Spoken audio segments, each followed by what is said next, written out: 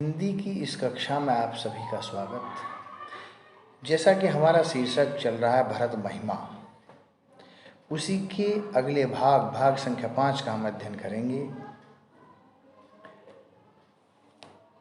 भरत जी अपने मन में सोचते हुए चले जा रहे हैं, कहीं श्री राम मुझे माता कैकेयी की ओर ना समझें। ऐसे उनके मन में अनेक तर्क वितर्क आते हैं। इस दोहे में कवि तुलसीदास जी ने क्या लिख दिया है? मातु मते मोह मान मोही, जो कछु करहि सो थोर, अग अवगुण क्षमा याद रही समझे आपने। भरत की मन में शंका है, श्री राम कहीं उन्हें माता कैकेयी से मिला हुआ न मान लें।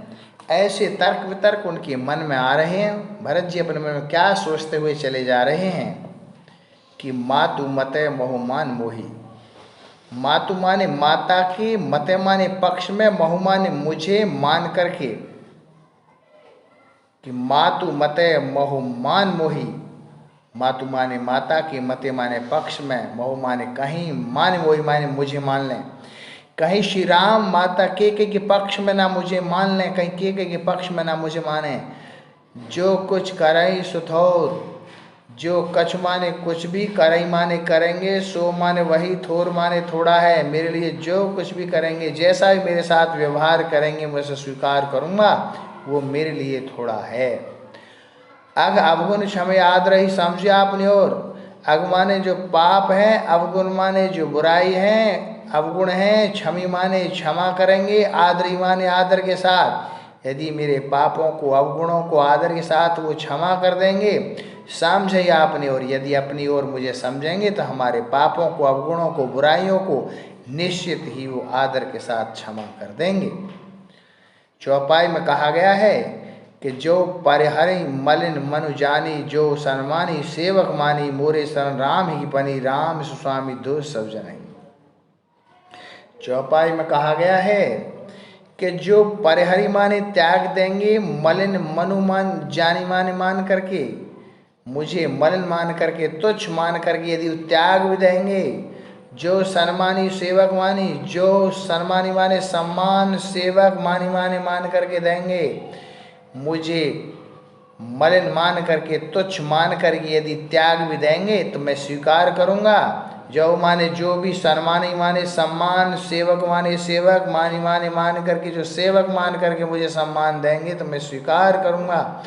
मोरे शरण राम ही पनी, मोरे माने मेरी जो शरण है वो राम ही माने श्री राम की, पनई माने खड़ा हूँ। मेरी शरण तो श्री राम की खड़ा हूँ, श्री राम के चरणों में, श्री राम की जूतियों में मेरा स्थान है। राम सुस्वामी दोष सब जनहि, राम सुस्वामी माने स्वामी हैं, हमारे सबके रक्षक हैं। दोष माने दोष, सब माने सभी, जन ही माने सेवक का। राम तो हमारे श्रेष्ठ स्वामी हैं, ये दोष तो इस सेवक का ही है। जग जस भाजन चातक मीना, नेम प्रेम निज निपुण नवीना।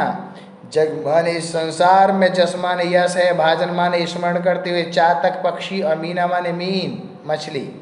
उन्होंने कहा है कि चातक पक्षी और मछली अपने यश को स्मरण रखते हैं। नेम प्रेम निज निपुण नवीना, नेम माने नियम से, प्रेम माने प्रेम स्नेह से, निज माने अपने इस प्रेम को, निपुण माने निपुण है, नवीना माने नवीन करने में। वो दोनों ही अपने प्रेम को नवीन करने में निपुण हैं।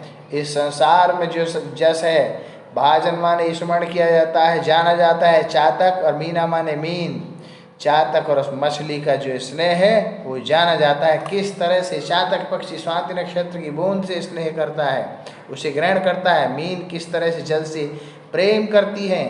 नेम माने उस नियम, प्रेम माने सच्चे प्रेम में निज, निपुण माने निपुण है, नवीना माने नवीन करने में, दोनों किस तरह से निपुण है।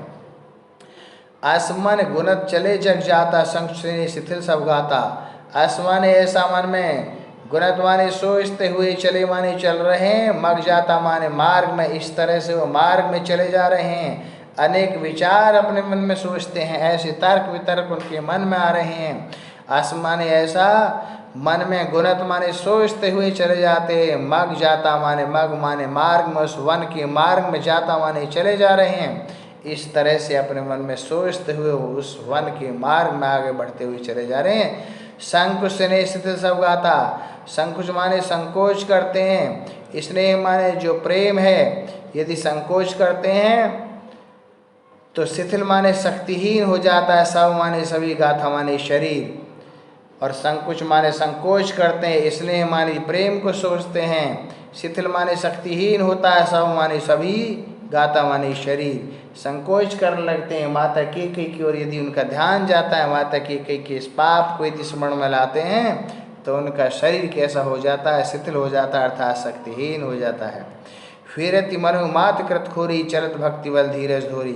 फिरति माने स्मरण करते हैं, मनु माने मान करके, मातु माने माता के, कृत माने कार्य को, बुराई, कार्य खोरी माने बुराई है, माता के द्वारा किया गया जो बुराई है, जो बुरा कार्य है, उसको स्मरण में लाते हैं। तो इस तरह उनके मन में ऐसे तर्क वितर्क आ रहे। फिर माने स्मरण में लाते हैं, ऐसे तर्क वितर्क विचार आते हैं, उनका उत्तर स्वयं देते हैं। मनु माने मानव, माता माने माता कैकेयी के, कृत माने जो की गई, खोरी माने बुराई है, माता कैकेयी के द्वारा जो की गई बुराई है उसको बार बार स्मरण में लाते हैं। चरत भक्ति बल धीरज धोरी, चरत माने चलते हैं भक्ति के बल से, धीरज माने धैर्य को, धोरी माने उस धुरी को, भक्ति की उस धुरी को, उस धैर्य को धारण करके वो आगे बढ़ते चले जाते हैं। चरत माने चलते हैं, निरंतर चलते रहते हैं उस भक्ति के बल से। धीरज माने धैर्य को, धीरज माने धैर्य को धारण करते हुए, और भक्ति के बल पर धोरी माने उस धुरी को धारण करके आगे बढ़ते हुए चले जाते हैं। जब समझत रघुनाथ स्वभाव, तब पथ परत उताइल पाओ। जब समझत माने समझने लगते हैं, रघुनाथ माने श्री राम के स्वभाव माने स्वभाव को, तब पथ माने मार्ग में, परत माने पढ़ने लगते हैं, उताइल माने शीघ्र, पाँव माने पैर। जब वो श्री राम के स्वभाव के बारे में सोचते हैं, श्री राम के स्वभाव को स्मरण में लाते हैं, तब पथ माने मार्ग में, परत माने पढ़ने लगते हैं, उताइल माने शीघ्र, उतावलापन कह सकते हैं, पाँव माने पैर, उनके पैर शीघ्र पढ़ने लगते हैं, अर्थात वन के रास्ते पर वो आगे बढ़ते चले जाते हैं। भरत दशा तेहि अवसर कैसी, जल प्रवाह जल गति जैसी। भरत की दशा तेहि माने इस अवसर पर कैसी दिखाई देती है, भरत की स्थिति कैसी है, वहाँ पर क्या कहा गया, कवि तुलसीदास जी ने क्या लिखा है कि भरत की जो दशा है, तेहि अवसर माने उस अवसर पर कैसी है कि जल का जो प्रवाह होता है, जो बहाव होता है, जल अली गति जैसी। जल की अली माने जो भौरी होती है, जो जल की जो घूमना है, भौरी कहते हैं, भ्रमर है जो जल का, गति जैसी, जैसे जल किसी चलते हुए नदी में जो जल है एक स्थान पर घूमता रहता है, जल का जो चक्कर काटना होता है उसे भ्रमर कहते हैं, भौरी कहते हैं। कि भरत की जस दशा तेहि अवसर कैसी है, जैसे जल प्रवाह, जल का प्रवाह है, बहाव जल में, अली माने उस भौरे की गति के जैसी माने समान है, उस भौरे के भ्रमर की गति के समान है जल का जो बहाव है। इस तरह से भरत के मन की गति है, स्थिति ऐसी देखी जाती है, उसके मन की गति ऐसी दिखाई पड़ती है। देखी भरत पर सोच रहे, भा निषाद तेहि समय विदेहु। देखी माने देखा जाता है, भरत का सोच स्नेह, भरत का जो सोचना है, जो स्मरण करना है, श्री राम के प्रति स्नेह माने जो स्नेह है, भरत का श्री राम के प्रति जो स्नेह है, भा निषाद तेहि समय विदेहु। भा निषाद जो निषाद राज केवट हैं उनके साथ, तेहि समय उस समय कैसे हैं, विदेहु माने विदेह हो जाते हैं। कैसे हो जाते हैं, विधेय अर्थात अपनी शुद्ध बुद्ध खो देते हैं। निषाद राज केवट भरत की स्थिति को देख करके वो विदेह माने विधेय हो जाते हैं, अर्थात अपनी शुद्ध बुद्ध को खो देते हैं।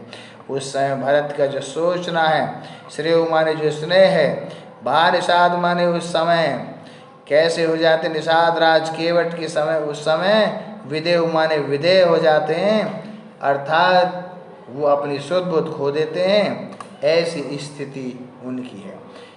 तो कहा गया है कि भरत और श्री राम का पारस्परिक जो अनुराग है, जो सच्चा प्रेम है, उसको महाकवि तुलसीदास जी ने स्पष्ट किया है, चित्रित किया है।